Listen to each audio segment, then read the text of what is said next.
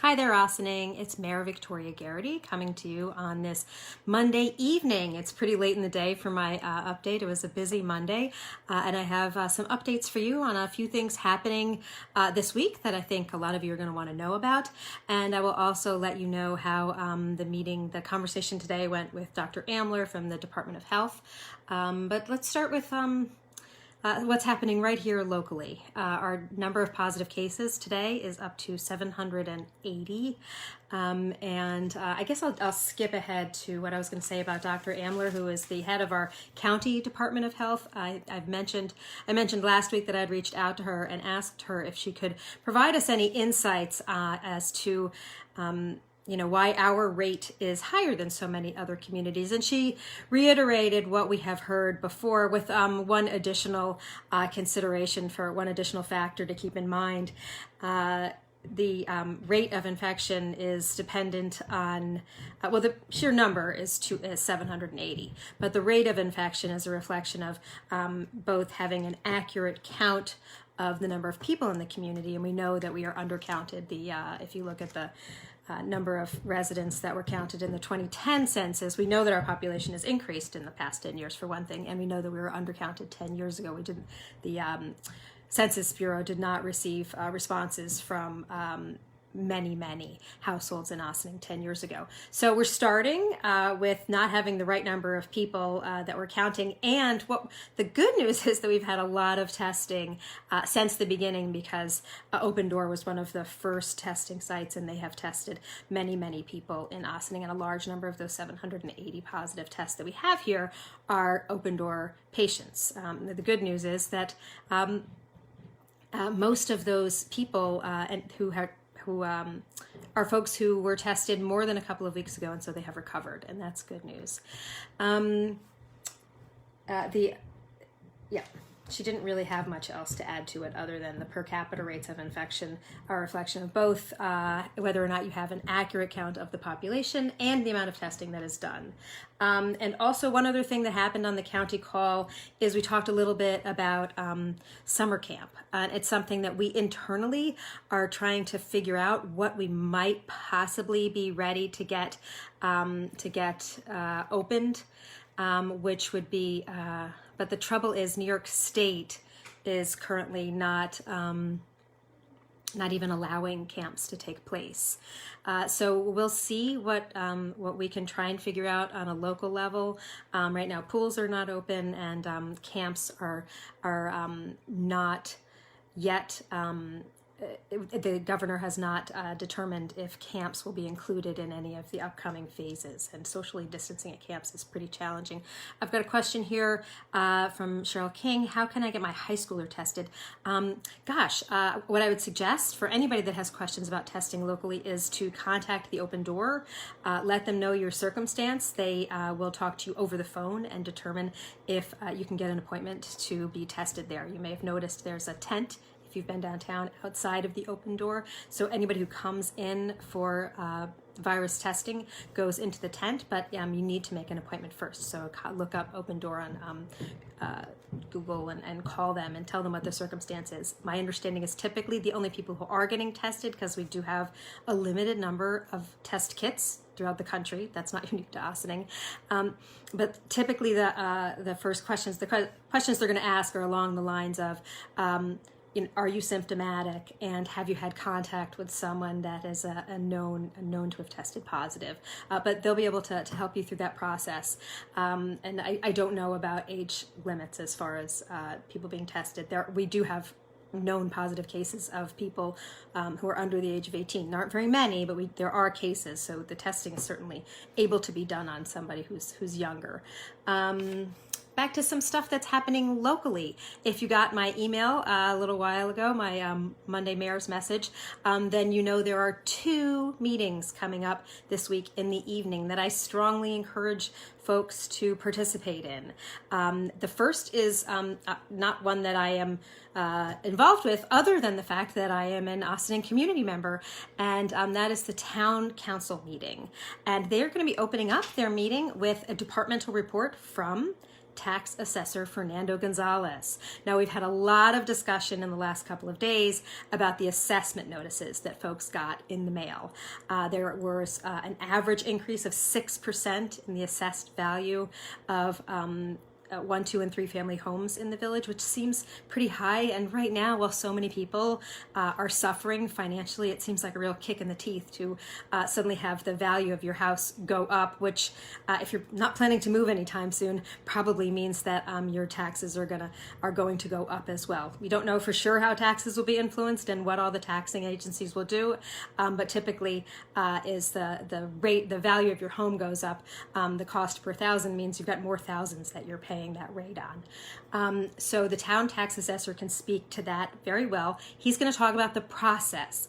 If you have questions about process, and some of you have already sent them to me, as I have encouraged you to, I'm forwarding everything that I have received, whether you put it on a Facebook comment or you emailed me at my email address. I'm forwarding all of that to Fernando and to the town council so that they can make sure that he addresses those questions when he has the public meeting tomorrow evening, Tuesday evening at 7:30.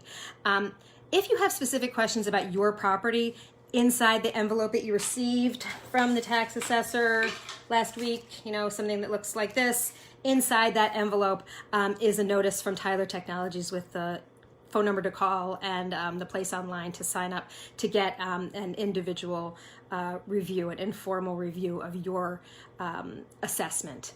But if you have a more general question, I encourage you to email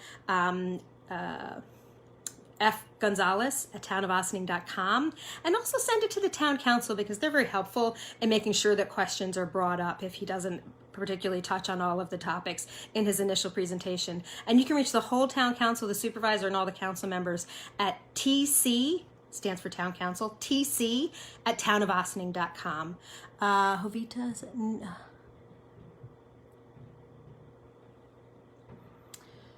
I'll talk to you individually, Jovita. Let me talk to you more about the testing after. I'll email, I'll Facebook message you. Wednesday evening is the village board meeting. It's actually a 5th Wednesday. We wouldn't normally have a board of trustees meetings. We usually take the 5th Wednesday off and just meet the first 4 Wednesdays, but these are not normal times. And actually, it's a very special meeting. It's not going to be a regular board meeting. It's one that you really might want to tune into. It is an update from the Comprehensive Plan Steering Committee. So we're going to start a little earlier than usual. Tune in at 7 o'clock. From 7 to 7:30, we're going to get an overview from the Comp Plan Steering Committee and the consultants that they have brought on what is this process going to look like. A lot of the first steps are public engagement, and public engagement today is not what it would be in any normal time. So they're going to give us an overview for the first half hour or so, and then we'll move into questions from the rest of the village board and village staff. The Comp Plan Steering Committee is a 10-person group. Yep, 10 people. I just have to remember. I appoint the members, and 2 of the members are trustees. I was actually a member last year, but then we had a new trustee come on this year, and so we have Trustee Lopez and Trustee Quesada are the village board representatives. We also have 1 representative from the planning board, and that's Jeff Gasparo. And then there are 7 other community member positions. There's actually 1 vacancy that I'm interviewing people now to fill. So they will be at the meeting tomorrow night, and we will all be tuning in from probably about 8 o'clock. Starting at 8 o'clock, we're going to invite the public to ask your questions.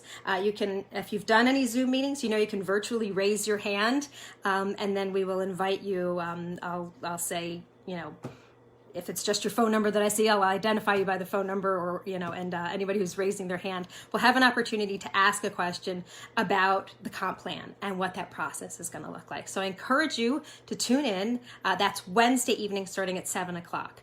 And if you need the links to these, which I'm sure you do, the email that I sent out today, the Monday Mayor's Message, if you didn't open that yet, go ahead and open that. The links to both of these meetings are there with the Zoom links on it, or you can find them. The Tuesday one is obviously on the townofaustining.com website, and the Wednesday meeting is on the villageofaustining.org website.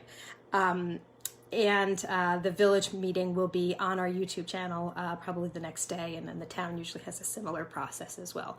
Okay, and I'll just make sure that I'll leave on a final upbeat note of something to expect in our community. You may see a parade of cars being led by the Ossining Police Department going down your block, or you may hear them nearby. That is a parade of teachers. Ossining teachers from the elementary schools up through the middle school will be driving through many blocks in Ossining tomorrow. They miss their students, and it's an opportunity for students and families to step outside and wave to your teachers as they go by. As I said, they're going to be escorted by the Ossining Police Department, who's been coordinating with the school district to find a safe route for teachers to be able to make their way through as many neighborhoods as possible. They're not going to make it to every block, but they're going to do their best so that they can avoid people congregating to come and see them. So they'll be out in force. Again, that Monday Mayor's message that I sent is one of the many places where you can see the map. And if you are receiving the oblasts from Dr. Sanchez, go ahead and look in your inbox if you haven't already, and they give you a list of every street that they're planning to go down. And I know the police department has shared that information as well on their social media platforms. So maybe I'll be out there at 3:30 in the afternoon on my block. I'm lucky enough to live on one of the streets that they're going to be going across, and I look forward to waving to so many of our teachers that are working so hard under unusual circumstances, and we appreciate them all the more now that we parents are stepping into the role of educator. And sometimes it doesn't feel so much as an educator as just the person who is the taskmaster. But we are all working together to make this happen, and it'll be really great to see the teachers and to be able to thank them for their hard work, and for the kids to be able to see their teachers driving through town. Thank you to the school district, the teachers, and the police for putting that together for us. And with that, I will sign off for tonight. If you did, like I said, have questions for the tax assessor, Fernando Gonzalez, I encourage you to email him sometime tonight or tomorrow early in the day to make sure that he has a chance to incorporate your concerns or questions into the presentation that he's preparing for the town council. Their meeting starts at 7:30. Go to thetownofOssining.com for more information about the link to the virtual meeting that's happening tomorrow night. And I also encourage folks to reach out to the whole town council at tc@townofOssining.com to make sure that they know what question it is you're looking to have answered. All right. Thank you so much, everybody, for tuning in. I will see you again sometime tomorrow.